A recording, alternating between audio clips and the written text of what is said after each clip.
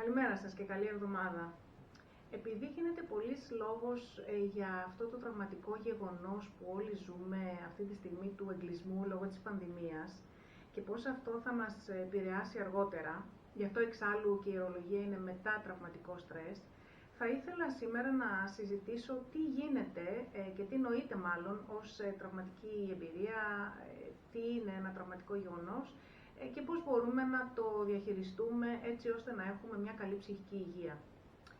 Η πανδημία έχει προκαλέσει μια σειρά απολειών, από την απώλεια αίσθησης της ασφάλειας που όλοι είχαμε, την απώλεια των κοινωνικών σχέσεων διαζώσης, έως την απώλεια της οικονομικής μας ασφάλειας. Επομένως, η πανδημία COVID δεν είναι μια επιδημιολογική κρίση, είναι μια ψυχολογική κρίση, στην οποία ενώ το άτομο βιώνει ανασφάλεια, άγχος, θλίψη, είναι σημαντικό να αρχίσουμε όλοι να αναγνωρίζουμε ότι βρισκόμαστε στη μέση μιας συλλογικής θλίψης, γιατί όλοι μας, μηδενός εξαιρουμένου, κάτι χάνουμε τώρα, έτσι, όλοι βιώνουμε μία απώλεια.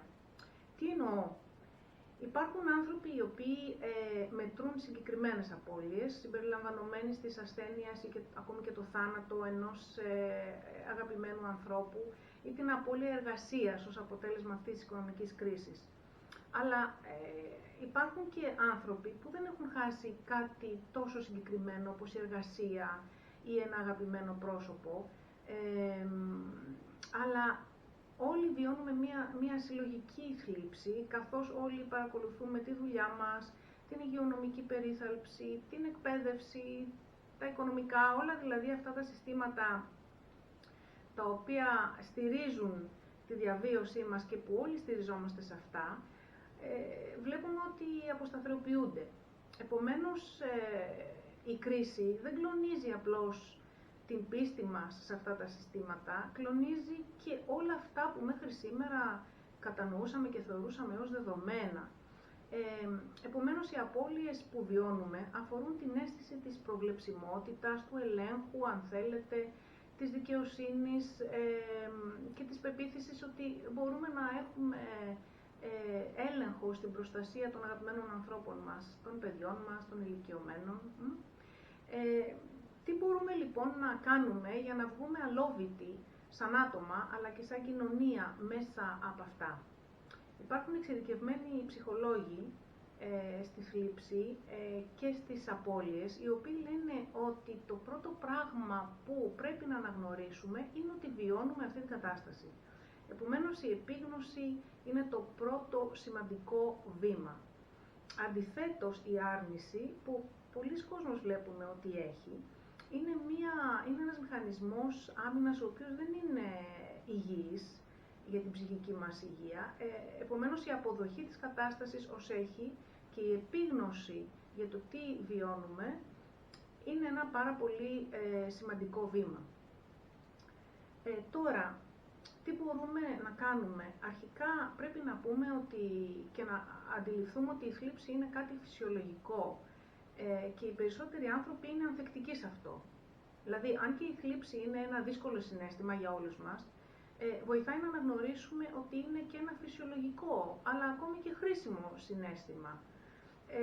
Γιατί η θλίψη είναι πραγματικά μία ένδειξη να κοιτάξουμε λίγο μέσα μας και να αναπροσαρμόσουμε πράγματα και καταστάσεις. Για παράδειγμα, στη συγκεκριμένη περίπτωση θα μπορούσαμε να πούμε ότι τα πράγματα δεν είναι ίδια όπως πριν, και πρέπει να προσαρμοστώ. Και είναι να νιώθω αυτή τη θλίψη για όσα έχω χάσει ή για όσα χάνω αυτή τη στιγμή. Γιατί μόνο αν το κάνουμε αυτό θα μπορέσουμε να αφήσουμε τη θλίψη, αν θέλετε, να κάνει τη δουλειά της, για να μπορέσουμε και εμείς να προχωρήσουμε παρακάτω. Πρέπει να σας πω ότι οι κλινικές μελέτες έχουν δείξει ότι μόλις περάσει μία κρίση, οι περισσότεροι άνθρωποι μπορούν να ανακάμψουν και να προχωρήσουν με τη ζωή τους. Αυτά είναι πολύ καλά νέα. Η θλίψη είναι επίσης παροδική, ακόμα και όταν βρισκόμαστε στη μέση των συμπληγάδων της. Είναι λοιπόν φυσιολογικό και αναμενόμενο το άτομο να βιώνει μια ταλάντευση μεταξύ στιγμών θλίψης και πένθους και στιγμών αποδοχής ή ακόμα και ευτυχίας. Γενικότερα οι άνθρωποι που διαχειρίζονται πολύ καλά την απώλεια συνήθως, αν μου επιτρέπετε, μπαινοβγαίνουν μέσα και έξω από αυτές τις στιγμές. Είναι επίσης ok να αφήσουμε τον εαυτό μας να αποσπάσει την προσοχή του και ακόμα να διασκεδάσει ή και να γελάσει. Το δεύτερο σημαντικό θέμα είναι ότι κλειδονίζεται, ανατρέπεται ίσως η αίσθηση του εαυτού μας. Έρευνες στη διεθνή βιβλιογραφία για το πένθος δείχνουν ότι η φύση της προσκόλλησης, δηλαδή ο τρόπος με τον οποίο έχουμε μάθει να συνδεόμαστε σαν άτομα, επηρεάζει πάρα πολύ τις αντιδράσεις στη θλίψη, στο συναίσθημα αυτό.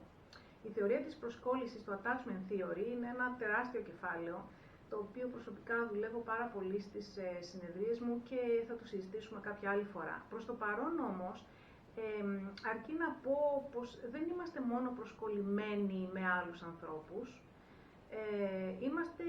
είμαστε σε θέση να χάσουμε μέρη, τοποθεσίες, σχέδια, υπάρχοντα, επαγγέλματα, ακόμη και προστασίες, στα οποία μπορεί να είμαστε αρκετά προσκολλημένοι. Αυτή η πανδημία μας αναγκάζει να αντιμετωπίσουμε την αδυναμία αυτών των προσκολλήσεων, είτε πρόκειται για το βιβλιοπωλείο της γειτονιάς, το καφέ της γειτονιάς, είτε για τις ρουτίνες που όλοι έχουμε για να μας στηρίζουν στην καθημερινότητά μας. Πολλές από τις απώλειες που βιώνουμε εμείς τώρα είναι οι λεγόμενες αμφίσιμες απώλειες. Είναι δηλαδή απώλειες που στερούνται σαφήνειας ή ορισμού, αν θέλετε, ενός συγκεκριμένου συμβάντος, όπως π.χ. είναι ο θάνατος. Και είναι αυτή ακριβώς η έλλειψη σαφήνειας που μπορεί να δυσκολεύει τους ανθρώπους να προχωρήσουν με τη ζωή τους. Με την εξέλιξη της πανδημίας έπρεπε να αντιμετωπίσουμε μια σειρά απολειών, κυρίως την απώλεια της προσωπικής μας ελευθερίας. Από εκεί ξεκίνησαν όλα όταν άρχισαν να μας βάζουν τα μέτρα, της ασφάλειας φυσικά, κάποιοι έχασαν την εργασία τους, έτσι, αλλά και βιώσαμε και οικονομική ανασφάλεια και βιώνουμε. Αργότερα θα βιώσουμε και νέες απώλειες που δεν μπορούμε ακόμη να προβλέψουμε. Επομένως, υπάρχει μια ζωντανή απώλεια η οποία θα συνεχιστεί για λίγο ακόμη. Τι μπορούμε λοιπόν να κάνουμε? Αρχικά είναι πάρα πολύ βοηθητικό να ονομάσουμε και να διεκδικήσουμε τη θλίψη μας. Τι εννοώ? Με σχεδόν ολόκληρο τον κόσμο να αντιμετωπίζει μεγάλες και μικρές απώλειες, πώς μπορούμε να αντιμετωπίσουμε τη θλίψη? Οι κλινικές μελέτες πάλι έτσι έχουν δείξει ότι τα άτομα που έχουν καταγράψει τι χάνουν στο πλαίσιο μιας πανδημίας και έχουν έρθει σε επαφή με το συναίσθημά τους, δηλαδή πώς νιώθουν με αυτό το χάσιμο, έχουν μπορέσει να δράσουν ανάλογα και σωστά. Σε αυτό φυσικά μπορούν να σας βοηθήσουν και οι σύμβουλοι ψυχικής υγείας, εάν είσαστε σε θεραπεία, γιατί ένας έτσι πιο οργανωμένος τρόπος ανάληψης δράσης έχει βοηθήσει πολλούς ανθρώπους να αντιμετωπίσουν τις απώλειές τους. Εάν δεν είστε σε θεραπεία, αυτό που μπορείτε να κάνετε, και είναι ένας πάρα πολύ απλός τρόπος, είναι να κρατάτε ένα ημερολόγιο όπου θα βάλετε σε λέξεις, θα κατονομάσετε τις απώλειές σας. Έτσι ώστε να μπορέσετε να βρείτε τρόπους να τις αντιμετωπίσετε. Σίγουρα εδώ μπορούμε να ανατρέξουμε και στο παρελθόν, γιατί όλοι μας κάποια στιγμή έχουμε περάσει, έχουμε βιώσει μια απώλεια, είτε αυτό λέγεται διαζύγιο, είτε αυτό λέγεται θέση εργασίας. Επομένως μπορούμε να ανατρέξουμε σε αυτούς τους μηχανισμούς που είχαμε όλοι τότε χρησιμοποιήσει, για να τους χρησιμοποιήσουμε και τώρα. Έχουμε λοιπόν την ικανότητα και τη γνώση, γιατί όλοι κάποια στιγμή κάτι έχουμε χάσει. Είναι πολύ σημαντικό να πω ότι οι κοινωνικές επαφές εξακολουθούν να είναι σημαντικές. Είναι επιστημονικά αποδεδειγμένο ότι η κοινωνική στήριξη είναι κρίσιμη για να βοηθήσει τη μετάβαση από τη θλίψη. αντί να λιμνάσουμε σε αυτήν.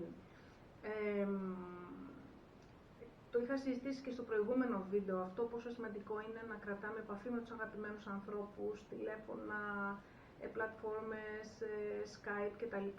Μεγάλο κομμάτι της δουλειάς μας ως ψυχοθεραπευτές είναι αυτή η ενθάρρυνση των ανθρώπων να παραμένουν συνδεδεμένοι μέσω όλων αυτών των τρόπων. Επομένως, είναι σημαντικό, το αναφέρω και τώρα.